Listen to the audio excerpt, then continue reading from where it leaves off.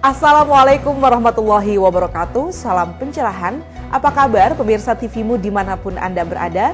Berita TVMU kembali hadir untuk Anda dengan sejumlah informasi cerdas dan mencerahkan. Di antaranya, kinerja DPR periode 2014-2019 terburuk sepanjang sejarah. Ranah politik tanah air diwarnai berbagai kejahatan. Bersama saya Irmalia Septiana, inilah berita TVMU selengkapnya.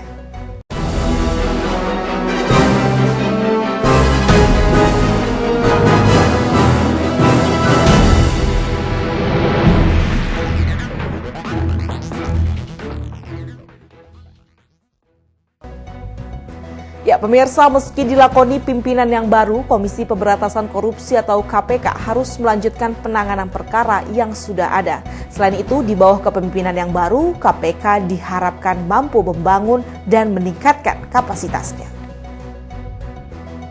Pelantikan 5 pimpinan Komisi Pemberantasan Korupsi oleh Presiden Joko Widodo di Istana Kepresidenan dihadiri sejumlah tokoh. Sebut saja diantaranya Ketua MPR RI Zulkifli Hasan dan mantan pelaksana wakil Ketua KPK Johan Budi. Pada kesempatan ini, Zulkifli Hasan memberikan selamat atas dilantiknya pimpinan KPK terpilih. Zulkifli berharap para pimpinan KPK yang baru ini dapat membangun sinergitas untuk pemberantasan korupsi dan kemajuan negara kesatuan Republik Indonesia. Nah, saya kira itulah yang harus saling mendukung tentu untuk penegakan hukum. Ya, saatnya Republik kita ini sudah tidak ada lagi ruang abu-abu, ruang gelap, tetapi semua bersih terang benderang untuk kemajuan NKRI ya. Terima kasih. Mantan pelaksana tugas KPK yang sempat menjadi calon pimpinan KPK Johan Budi menambahkan, 5 pimpinan KPK terpilih terus melanjutkan penanganan perkara di KPK. Johan Budi juga mengingatkan 3 hal, yaitu peningkatan capacity building karena modus operandi korupsi semakin canggih dan juga komitmen dari DPR dan pemerintah. Yang kedua, capacity building KPK itu harus ditingkatkan. Melihat banyaknya laporan pengaduan dan kemampuan sumber daya manusianya. Dan yang ketiga, menurut saya tanpa komitmen yang sama itu apa presiden. Pelantikan pimpinan KPK yang baru ini juga disaksikan sejumlah menteri kabinet kerja dan pimpinan lembaga negara. Noviani Nuraini, Yunus Priyonggo memberitakan dari Jakarta. Kinerja Dewan Perwakilan Rakyat atau DPR periode 2014-2019 sangat buruk. Para wakil rakyat di Senayan sana tak memiliki terobosan apapun terkait fungsinya. Nasional atau Prolegnas 2015. Padahal selama ini Formapi melihat realisasi terbilang minim. Formapi mencatat dalam Prolegnas 2015, DPR masih menyisakan utang RUU sebanyak 37 RUU. Sementara pembahasan RUU belum terlaksana pada bulan Juli lalu, DPR malah menambah 3 pembahasan yang dimasukkan ke Prolegnas 2015. Tim TVMU memberitakan dari Jakarta. Sepak terjang Wakil Presiden Yusuf Kala mengundang sorotan publik jika diminta berhenti berbisnis di atas kursi jabatannya sekarang. Bisnis memang bukan perkara baru bagi Yusuf Kala. Maklum, pengusaha kelahiran Bone ini memiliki catatan panjang di dunia usaha lewat bendera Kala Group dan Bukaka. Sejauh ini sepak terjangnya berjalan mulus. Tapi, lain halnya saat JK menjabat sebagai wakil presiden. Kehadirannya di dunia usaha bakal menjadi sorotan, malah sebagian diantaranya memandang keterlibatan JK di dunia bisnis dianggap sebagai bentuk intervensi yang menggunakan kekuasaan. Demikian pernyataan politikus PDIP Masinton Pasaribu. Masinton menuding kegaduhan yang terjadi pada pemerintahan Presiden Joko Widodo saat ini buntut dari permainan Wakil Presiden Yusuf Kala. Mulai dari kasus Pelindo II hingga menyebabkan pencopotan mantan Kabareskrim Komjen Budi Waseso. Lebih lanjut, Masinton mempertanyakan komitmen JK yang saat Pilpres lalu mengatakan akan mengabdi kepada negara dan meninggalkan bisnisnya. Namun kini sikap JK disebut sudah tidak sesuai dengan pernyataannya yang akan mengabdi untuk negara. Masinton khawatir dengan posisinya saat ini, JK dengan leluasa dapat mengembangkan bisnisnya. Ia pun tidak melarang JK berbisnis, namun jangan sampai jabatan formal dijadikan cara untuk memuluskan usahanya. Tim TVMU memberitakan dari Jakarta. Ranah politik di negeri ini diwarnai dengan berbagai bentuk kejahatan. Pasalnya para pegiat dan elit politik tidak mendasarkan diri pada nilai-nilai agama, etika, dan moral. Magister Ilmu Pemerintahan Universitas Muhammadiyah Yogyakarta mengadakan diskusi ahli tentang kejahatan politik dan intoleransi agama. Diskusi yang dilaksanakan di Gedung Pascasarjana Universitas Muhammadiyah Yogyakarta ini dihadiri semua kepala program studi atau Kaprodi Universitas Muhammadiyah Yogyakarta.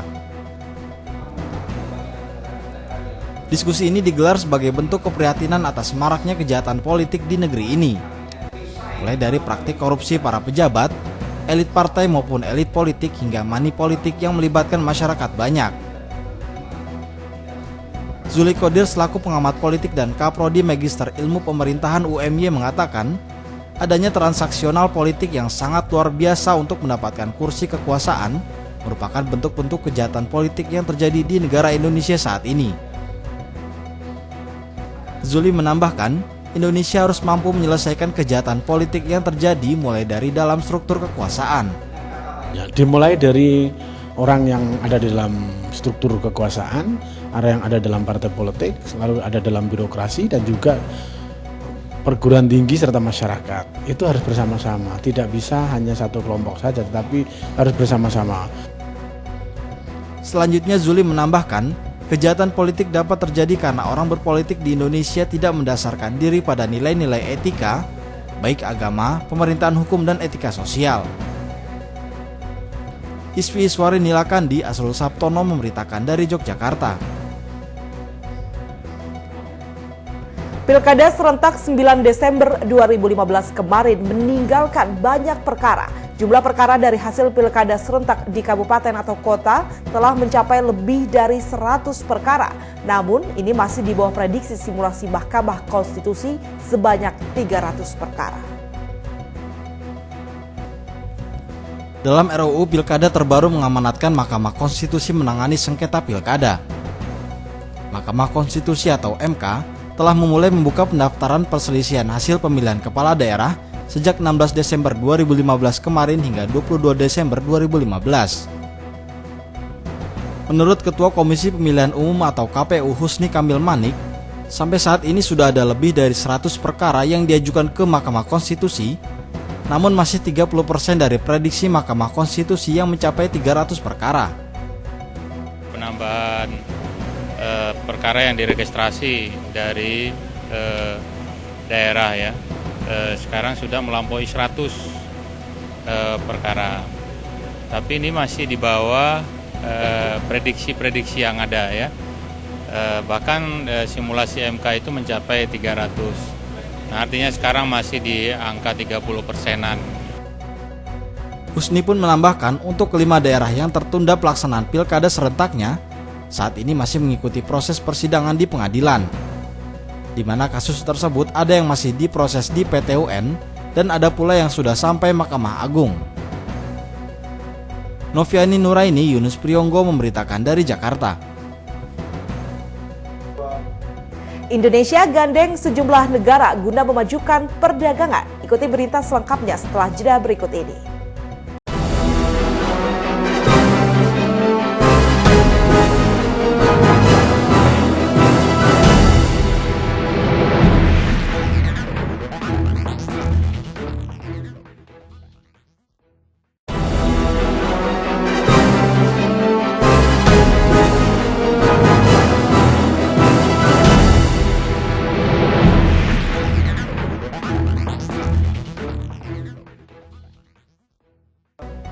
Anda kembali bersama kami dalam Berita TVMU. Perdagangan Indonesia tertinggal dari sejumlah negeri jiran. Mengejar ketertinggalannya, Indonesia perlu terobosan mengakselerasinya. Menurut Menteri Perdagangan Thomas Trikasi Lembong, pihaknya akan membicarakannya dengan mitra dagang. Mereka akan membahas beberapa isu terkait kepentingan peluang dan akses pasar, serta investasi dan pengembangan industri. Sebagai salah satu cara mempercepat perekonomian dan perdagangan, Indonesia menggandeng beberapa negara mitra dagang, yakni Mauritius, Iran, Uni Eropa, Turki, India, Kanada, dan Pakistan. Sudah saatnya lanjut Lembong, Indonesia membangun profil yang positif dan ofensif ke berbagai wilayah potensial untuk mengejar ketinggalan dari Vietnam, Malaysia, dan Filipina. Lembong menegaskan, perlu adanya akselerasi proses pembentukan kerjasama kemitraan komprehensif dengan Uni Eropa, Turki, dan Iran. Menurutnya, Indonesia tidak boleh kalah dalam membangun akses pasar, basis investasi, sumber bahan baku, modal, teknologi, dan mitra di tingkat kawasan maupun global. Lembong menambahkan, guna meningkatkan akses pasar, Indonesia harus melakukan pengembangan industri di beberapa sektor seperti perikanan, perkapalan, farmasi, pariwisata, serta perizinan impor yang terkait dengan isu pertanian, lingkungan, dan kehutanan. Tim TVMU memberitakan dari Jakarta. Indonesia dalam keadaan darurat perumahan. Pemerintah baru menyelesaikan lebih dari 600.000 dari target 1 juta rumah murah. Proses pembangunan proyek 1 juta rumah murah masih terus berjalan. Sesuai laporan yang ada, rumah yang telah dibangun sekitar 660.474 unit rumah. Menurut Direktur Jenderal Penyediaan Perumahan Kementerian Pekerjaan Umum dan Perumahan Rakyat Syarif Burhanuddin, pencanangan program 1 juta rumah adalah tonggak sejarah baru. Artinya, pemerintah serius dalam pengurangan backlog perumahan di Indonesia. Angka 1 juta rumah juga merupakan angka psikologis.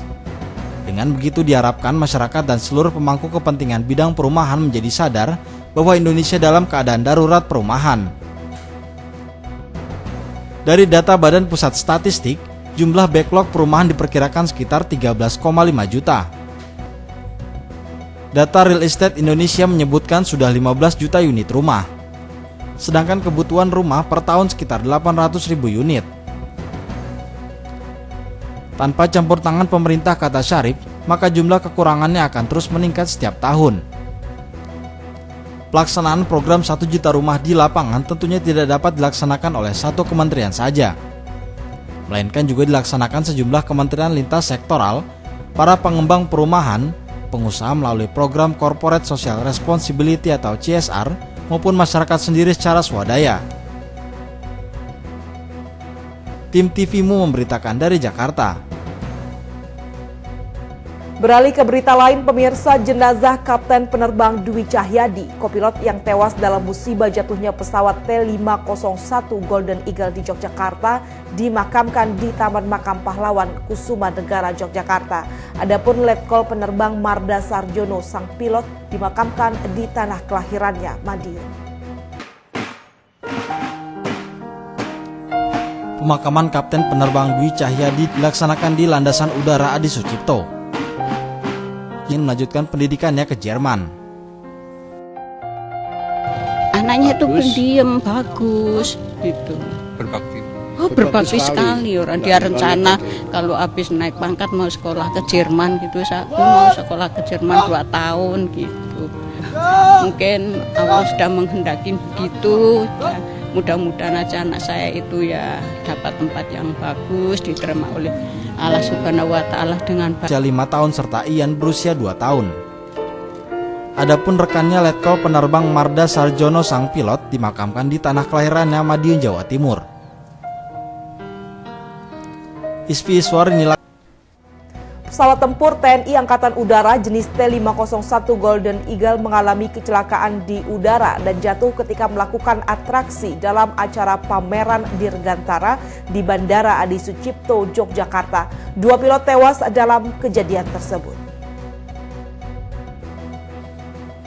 Pesawat T-50I Golden Eagle buatan Korea Selatan jatuh saat melakukan atraksi dalam gebiar Dirgantara Yogyakarta 2015 di Lanut Adi Sucipto, Yogyakarta.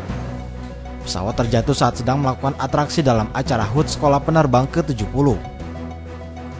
Dari arah utara di lingkungan bandara, bukan di dalamnya, di luar. Itu pesawat itu sudah, kalau nggak salah 2 kali, sudah bolak-balik ke selatan, dia langsung ke atas. Sampai ke atas kembali ke bawah, dia begini, mutar. langsung mutar, langsung ke tutupan daun, langsung ada ledakan. Dom, gini, mengepul asap tebal. Pesawat terjatuh di area persawahan sehingga tidak ada korban lain selain kedua pilot yang menerbangkan pesawat T-50I tersebut. Kedua pilot yang tewas di dalam pesawat itu adalah Kapten Penerbang Dwi Cahyadi dan Letkol Penerbang Marda Sarjono. Adapun penyebab kecelakaan pesawat akan disampaikan dalam jumpa pers yang akan digelar di Halim Perdana Kusuma, Jakarta. Iswiswari Nilakandi, Asrul Sabtono memberitakan dari Yogyakarta. Tetaplah bersama kami pemirsa, berita menarik lainnya akan kami hadirkan usai jeda berikut.